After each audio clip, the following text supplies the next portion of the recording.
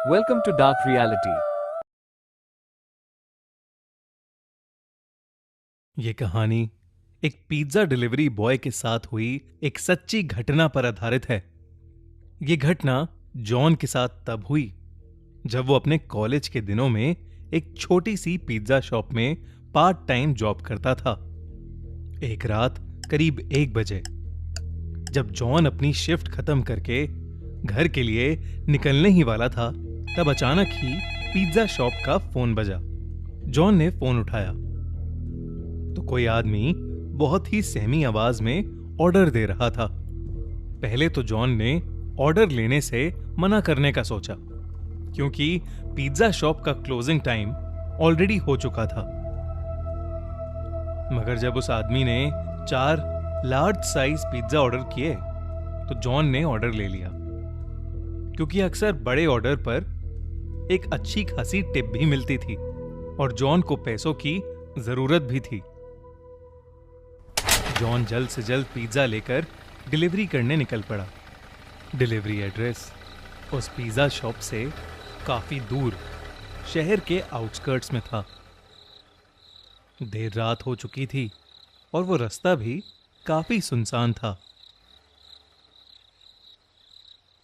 सड़क कच्ची थी और उसके दोनों तरफ बहुत सारे जंगली पेड़ पौधे थे।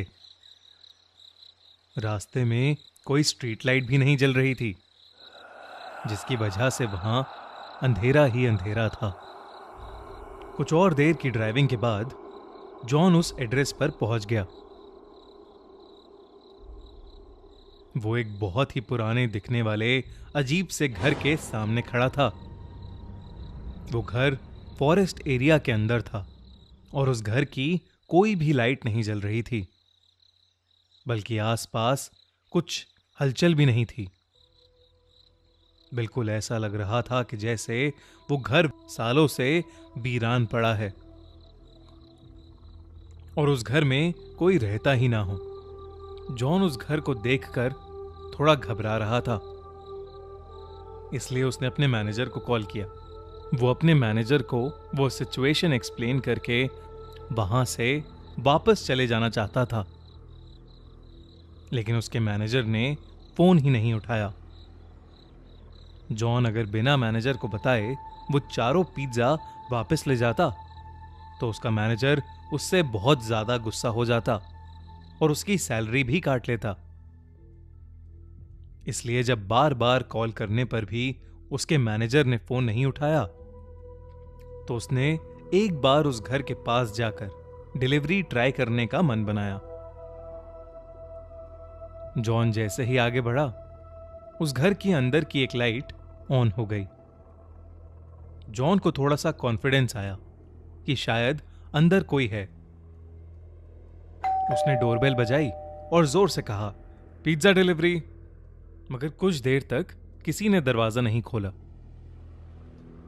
जॉन ने फिर से बेल बजाई तो उसे अंदर से किसी के कदमों की आवाज आई, लेकिन फिर से किसी ने दरवाजा नहीं खोला। जॉन वापस जाने ही वाला था कि अचानक से वो दरवाजा अपने आप खुल गया। जॉन थोड़ा घबराया हुआ अंदर घुसा। हॉल में एक डिम सी लाइट जल रही थी और वहां कोई भी नहीं था। जॉन ने आवाज लगाई, हेलो, कोई है? प्लीज अपना पिज्जा ले लीजिए। तभी जॉन ने देखा कि हॉल में पड़े सोफे के नीचे एक काली बिल्ली निकलकर एक रूम की तरफ भागी। जैसे ही वो बिल्ली उस रूम में घुसी, उस रूम की लाइट्स और टीवी ऑन हो गया। साथ ही छोटे बच्चों की शैतानी करने की और हंसने की आवाज भी आने लगी। जॉन को लगा कि कोई शायद उसके साथ किसी किस्म का मजाक कर रहा है। वो गुस्से में उस रूम के अंदर गया। वहां 2 छोटी सी लड़कियां बैठी थीं। वो दोनों वहां बेड पर बैठे बैठे जॉन को अजीब तरीके से घूरे जा रही थीं।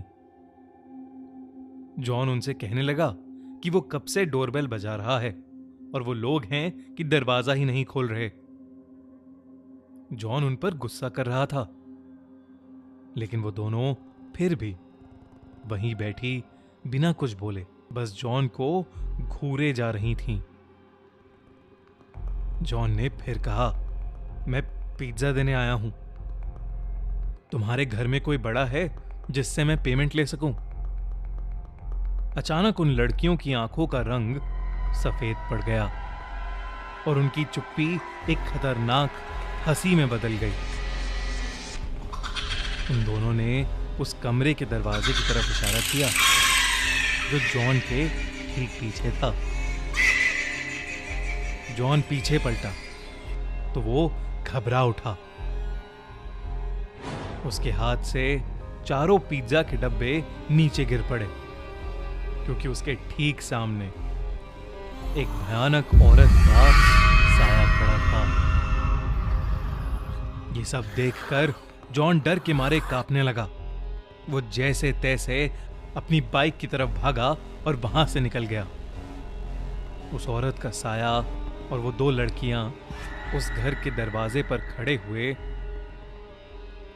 उसे जाते देख रहे थे। जॉन अभी कुछ ही दूर पहुंचा था कि उसे फील हुआ कि उसकी बाइक खराब हो रही है।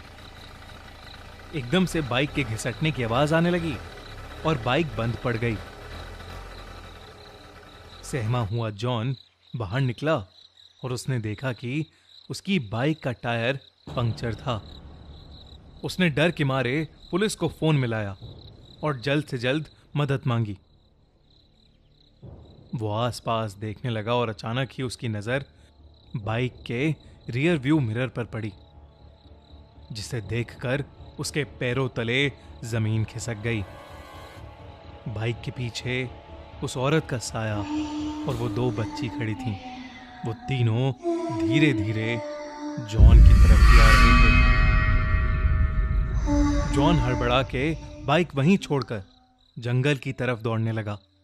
दौड़ते दौड़ते वो बहुत थक गया और एक बड़े से पेड़ के पीछे जाकर छुप गया।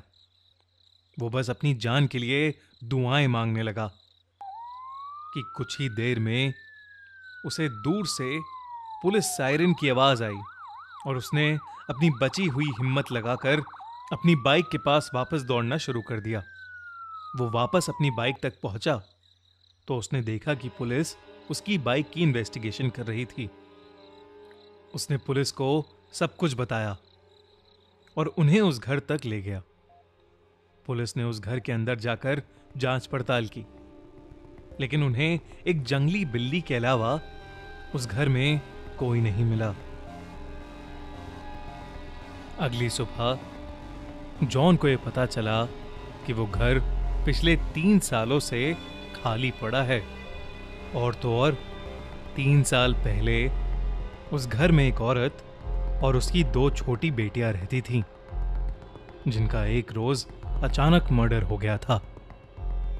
ये जानकर जॉन के होश उड़ गए। उसे समझ आ गया कि उस दिन जिन लोगों को उसने देखा था वो उस औरत और उसकी छोटी बच्चियों की आत्मा ही थी, जो शायद आज भी उस घर में कैद है। मगर उसे कभी यह समझ नहीं आया कि वो फोन आखिर किसने किया था। इस हादसे के बाद जॉन ने पिज्जा डिलीवरी की नौकरी छोड़ दी, लेकिन वो जब भी वो हादसा याद करता है तो बुरी तरह कांप उठता है।